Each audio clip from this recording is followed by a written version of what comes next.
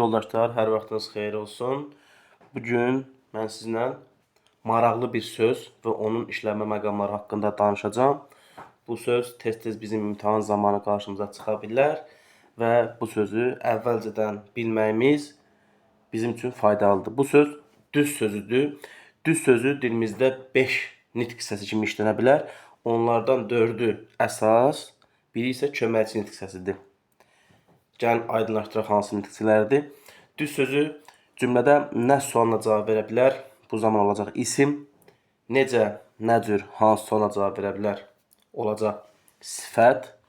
Həmçinin necə, nə cür, nə tərzdə suallarla birinə cavab verə bilər? Olacaq zərf. Nə et sualına cavab verə bilər? Olacaq feil. Bir də heç bir suala cavab verə bilməz. Sadəcə fikrin, mənanın qüvvətləndirilməsinə xidmət edə bilər. Bu zamanda olacaqdır ədat. Gördüyünüz kimi dilimizdə müxtəlif nitqlər kimi işlənə bilən bir sözdür. Bəs biz bunu hansı nümunələr əsasında necə müəyyən edəcəyik? İndi gəlin ona keçək. Düz sözü isim kimi işlənə bilər. İlk öncə onu deyək. Məsələn, cıdır düzü. İsim kimi cıdır düzü.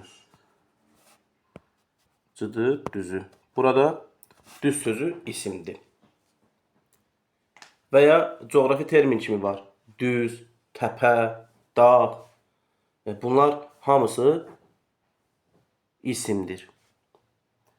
Veya biz nağıllarda da rast gəlirik. Deyir ki, dərə, təpə, düz getdi. Bax, az getdi, üz getdi, dərə, təpə, düz getdi. Burada dərə, təpə, həmçinin düz sözü nədir? İsimdir. Bunu da yadda saxlayaq, bizim üçün anlaşmazlıq yaranmasın. İkinci bir halda ola bilər, dediyimiz kimi sifət. Sifət kimi necə olur? İsimdən əvvəl işlənir, onun təyini funksiyasını yerinə yetirir. Məsələn, bizim bununla bağlı bir çox atlar sözlərimiz də var. Məsələn, deyirik, düz sözə zaval yoxdur. Düz sözə zaval yoxdur. Düz sözə zaval yoxdur. Nədir yoxdur? Suala cavab vermədən oldu xəbər. Nə yoxdur? Zaval yoxdur. Nəyə zaval yoxdur? Sözə. Hansı sözə? Düz. Bu da olacaq təyin, yəni nitq hissəsi olaraq da sifət olacaqdır. Bunu da bilmək bizim üçün önəm daşıyır.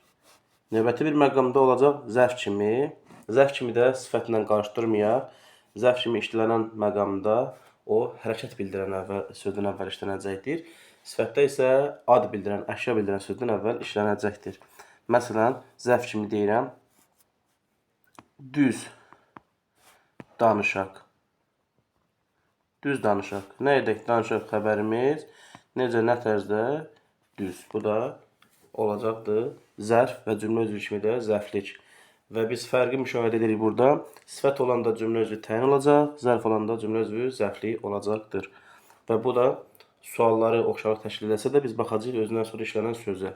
Əgər özündən sonra işlənən söz feildirsə zərf, cümlə üzvü kimi də zərflik, özündən sonra gələn söz əşya bildirən sözdürsə, sifət və cümlə üzvü kimi də təyin olacaqdır. Növbəti bir məqamda bu sözün feil kimi işlənmə məqamları var. Məsələn, kitabları rəfə düz. Nəyi? Düz, xəbər, feili xəbər. Gördünüz? Nə et sualına cavab verdi və feil funksiyasını yerinə yetirdi. Növbəti bir məqamda da hamısını sürətli şəkildə deyirik ki, videomuz çox uzun olmasın və sizin üçün də yorucu olmasın. Ədat kimi necə olur? Məsələn, məşhur bir cümlə var, daha çox istifadə olunur. Maşın düz qapının qarşısında dayandı.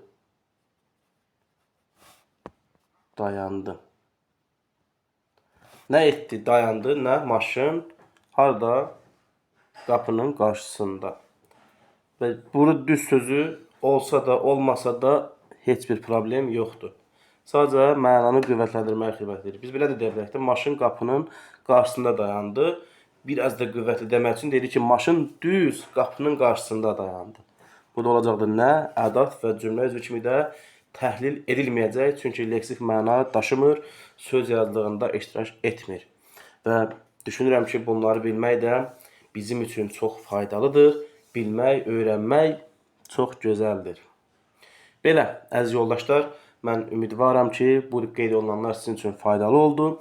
Biz qısa bir müddətdə bir sözün 5 cür işlənmə məqamını öyrəndik. Düz sözü isim kimi, sifət kimi, zərf kimi, feil kimi və köməkçi nitqlərindən ədad kimi işləndi. İşlənmə məqamlarında dedik, isim kimi nə sualına cavab verir, coğrafi termindir. Sifət kimi necə, nə cür sualına cavab verir, əşya bildirən, ad bildirən sözdən əvvəl işlənir və cümlə üzvü olaraq da təyin olur.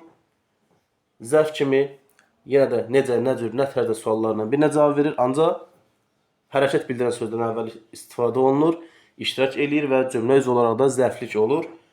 Feil olaraq da sadəcə hərəkət bildirir, nəyə sualına cavab verir. Ən sonda isə ədat kimi fikrin, mənanın qüvvətləndirməsinə xidmət edir. Belə oldu. Çox sağ olun. Hələlik hər birinizə uğurlar arzulayıram.